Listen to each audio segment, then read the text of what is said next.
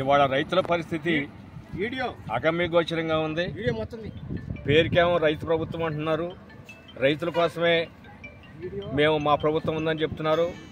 రైతే వెన్నెముక అని పొగడతలు తప్ప రైతులు ఈ రకంగా తుఫానుకి జడిసిపోయి కోసినటువంటి ధాన్యం మిల్లర్స్కి వెళ్ళక కొనేవాళ్ళు లేక నానా ఇబ్బందులు పడతా ఉన్నారు. ఈ రాసులు ఇప్పుడు 5 రోజుల నుంచి రోడ్ల మీదే ఉన్నాయి.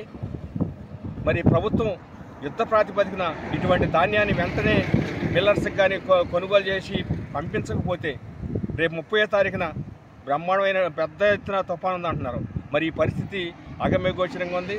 అందుకని ప్రభుత్వాన్ని మేము రైతు సంఘంగా కౌలు రైతు సంఘంగా సలపల్లి మండలం కమిటీ తరఫున హెచ్చరిస్తూ ఉన్నాం. ప్రభుత్వం యుద్ధ ప్రాతిపదికన ప్రభుత్వం నుంచి ఎంఎస్పీ రేటు కొనుగోలు చేయాలని కోరుతున్నాం.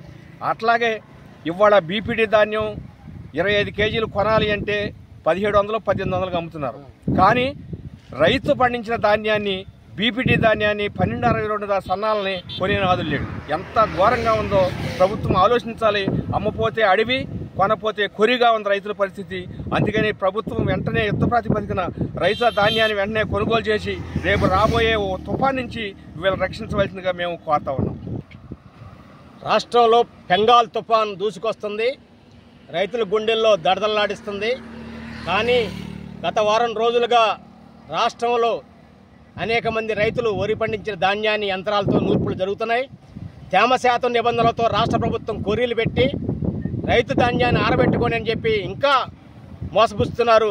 ప్రభుత్వం చెప్పే మాటలకి కింది స్థాయిలో చేతలకి తేడా చాలా ఉంది. కాబట్టి ప్రభుత్వాధికారులు చెప్పే ప్రకటనలకి కింది స్థాయిలో జరిగే ధాన్యం కొనుగోలు పొంతలు లేకుండా ఉంది. కాబట్టి యుద్ధ ప్రతిపాదికన ఈరోజు రేపే ధాన్యం నూర్చిన మొత్తం ధాన్యాన్ని ప్రతి గింజని మీరు ప్రభుత్వం స్పందించి అధికారులు స్పందించి ఒక గింజ కూడా నష్టపోకుండా రైతాంగం లాభం చేసేలాగా మిల్లర్కి యుద్ధ ప్రతిపాదికన లారీలు సప్లై చేసి సంచులు సప్లై చేసి తేమ శాత నిబంధనలు సడలించి ఈ రాష్ట్ర రైతాంగాన్ని న్యాయం చేయాలని చెప్పి ఏపీ కౌలు రైతు సంఘం తరఫున కోరుతున్నాం.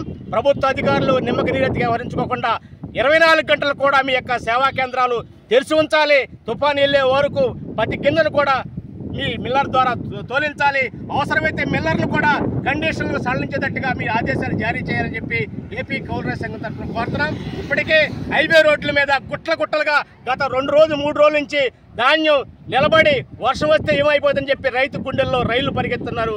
కాబట్టి అధికారులు యుద్ధ ప్రతిపాదికన వెంటనే అత్యవసర పరిస్థితిగా ధాన్యాన్ని కొనుగోలు చేయాలని చెప్పి కౌలు సంఘం తరఫున డిమాండ్ చేస్తున్నారు.